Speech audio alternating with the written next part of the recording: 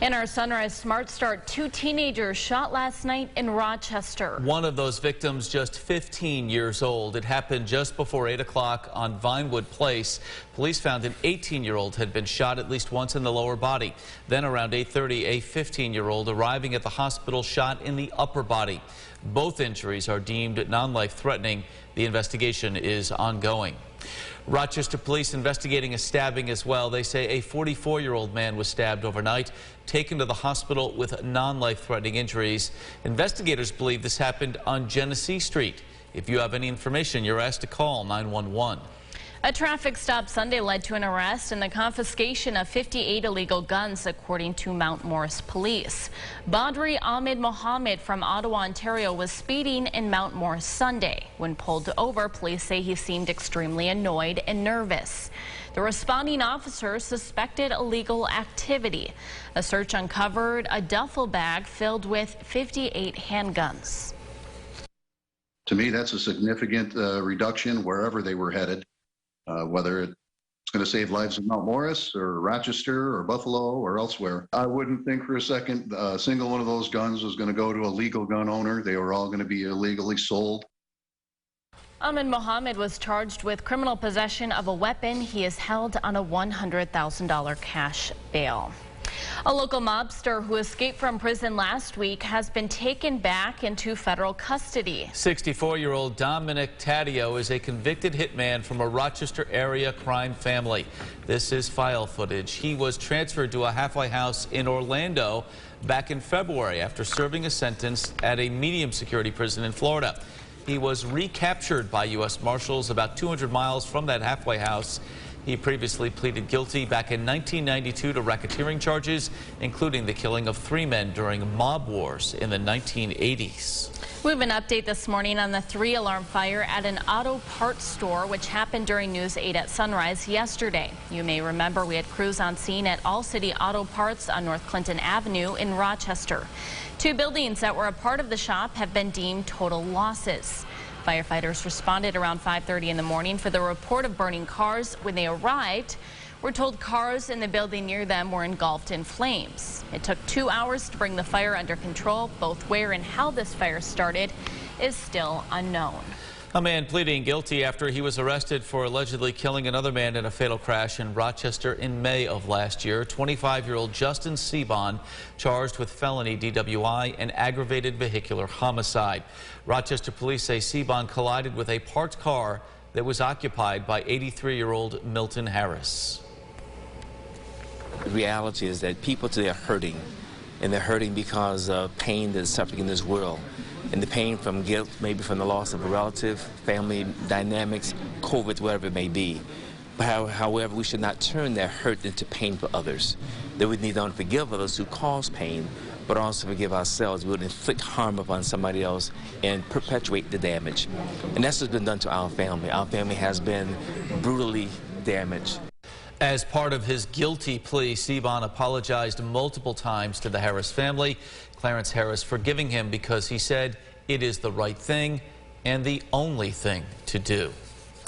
Well, gas prices are dropping every day locally and nationally. But the state average still over $1 more than it was a year ago. Erica DeCoste is taking a closer look at prices this morning for us, and she joins us live in Rochester with more. Erica, good morning. Good morning, Allie. Well, $4.25 is what we're seeing at the Speedway behind me on East Ave. That's just a little under the average here in Rochester, $4.35. Still going to hurt a bit at the pump, but they are decreasing slightly. According to data from Energy Information Administration, the total domestic gasoline stocks increased while demand decreased a bit. Those factors are both contributing to the decline you may be noticing. Now, both Democrats and Republicans are discussing possible ways to relieve inflation at the pump through state budget negotiations. How soon could we see any of these decisions be made? Senator Jeremy Cooney says hopefully not too long. It is our goal in the Senate to make sure that we are delivering a timely budget. So we're very hopeful that this week we can come to some resolution on some of the big outstanding issues. Lawmakers are considering slashing state fuel taxes or offering rebates. We're told the state and local tax on a gallon of gas is around 50 cents. For now in Rochester, Erica Cost, News 8. Erica, thank you. And to conserve fuel, AAA recommends you map out routes, avoid peak traffic times, and combine your errands into one trip. All good advice. James, the question is it going to be the kind of day where we can get out and about? Yeah. Got to check off that checklist first, right? Yes, certainly. Thinking about what we need for today, it's going to be one of those interesting days where if you're out in 20 minutes or so, we're around freezing. Maybe you still want to go with that winter jacket, the hat, and gloves. But if you can hang out and wait, you don't have to go out until later this morning or into the afternoon, then it's just a sweater. You can certainly lighten up on the equipment here. One day where you've got the AC running in your car in the afternoon, but you had the heat on this morning. Maybe a flip-flop, certainly, as we head out for today. Enjoy it. The best day of April so far is today. Mark? James, thank you. Like the sounds of that. Let's check the roads again with our sunrise traffic, and still not a whole lot to report this morning, and let's call it good news, right? You see volume building in along 390. No accidents there. None on 490 or 590 as you make your way out the door at this hour. Now to the war in Ukraine. Ukrainian officials say Russia is preparing for a new offensive in the southeastern part of the country. Those officials say Russia's goal is full control of the Donbas region. Meanwhile, Ukrainian President Volodymyr Zelensky preparing to address the UN Security Council virtually today. This as Western leaders are calling for an investigation for war crimes as images from towns like Bucha begin to surface. Russia's foreign minister dismissed the images as anti-Russian provocation with signs of forgery. To Washington now, the Senate agreeing on a deal on more COVID funding. Jesse Tenor has more from D.C. Good morning. The White House wants this passed before Congress leaves for its 2-week spring recess. But it's a tight timeline that could fall apart over one key issue.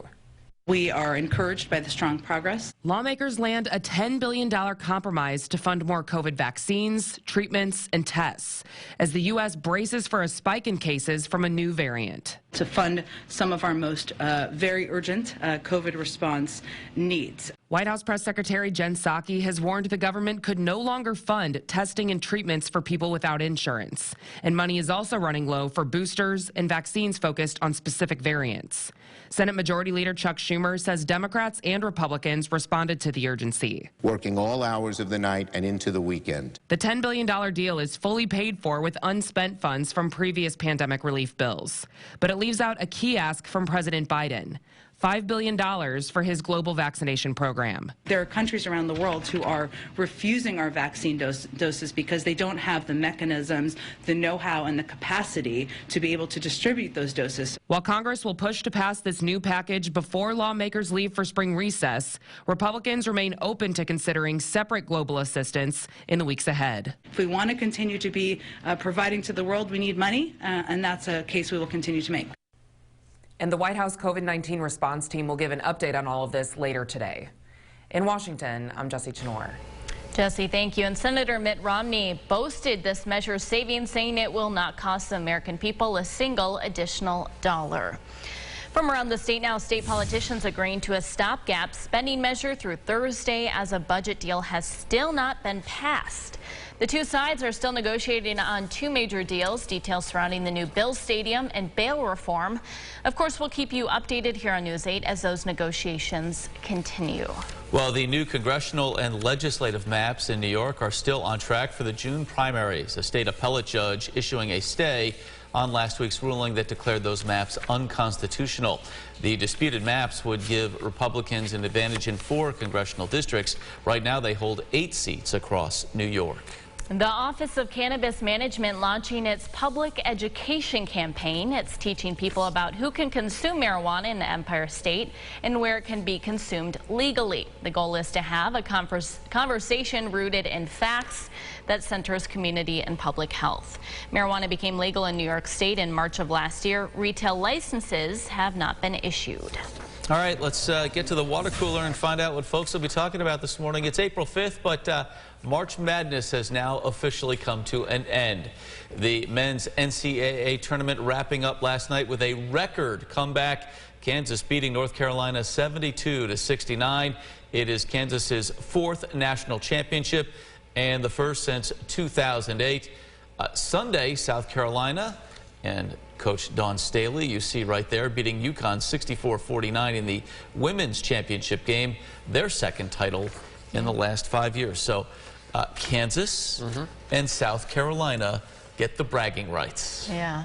Good She looked for pretty them. pumped there. She was watching her. With good reason. Yes, love the energy. Maybe we're playing a little bit of basketball after school. Why not? Should be great. Bus stop forecast.